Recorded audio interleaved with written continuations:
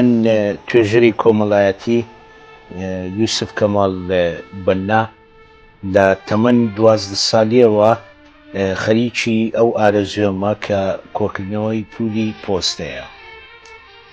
لە تەمەنێکی زووەوە هەرچ پولێک کەت بات بندەستم کۆم دەکردەوە تا ساڵی 1985 ئەو کات بوومە ئەندام لە کۆمەڵەی پولخوازانی عێراق.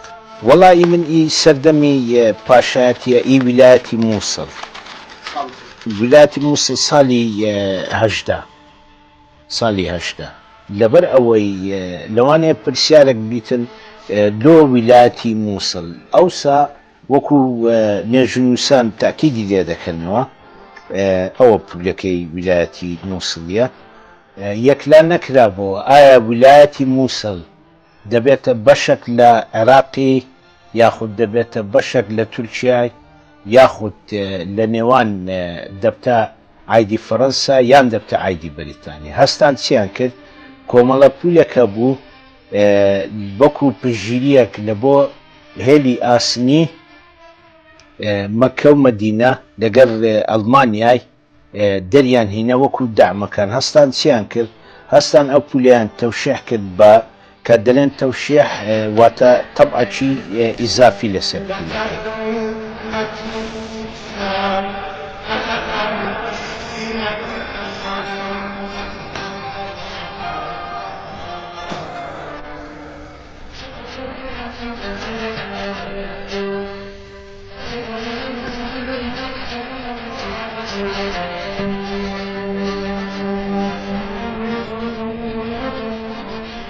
دەیان پولی پۆستەمان هەیە لە سەردەمی عوسمانی ناوی نەک نووسینگەی پۆستەی شارە گەورەکان بەڵکو ناوی گوندەکانیشی تێدایە.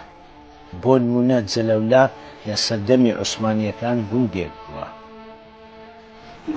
پولی نووسینگەی پۆستەی هەبووە بە مۆری جەلەولای.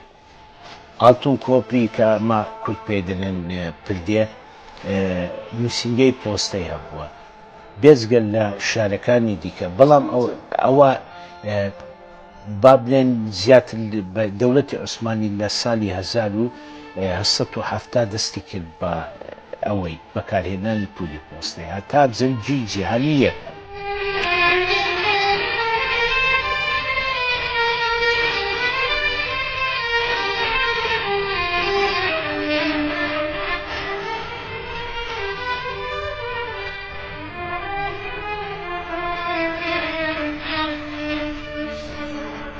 ساڵی 1990 هەتا ساڵی 1921 دوایین پول لە ئەشکەتی جاسنەی دەرچوو.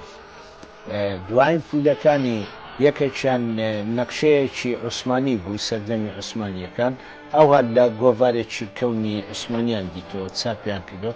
ئەوی دیکەش دەستخەل ئەوەک بوو وێنەیەک بوو نووسی بووی دەستی ئیتفاقی کورد ئامادەیە لە بۆ ڕۆژی خۆی.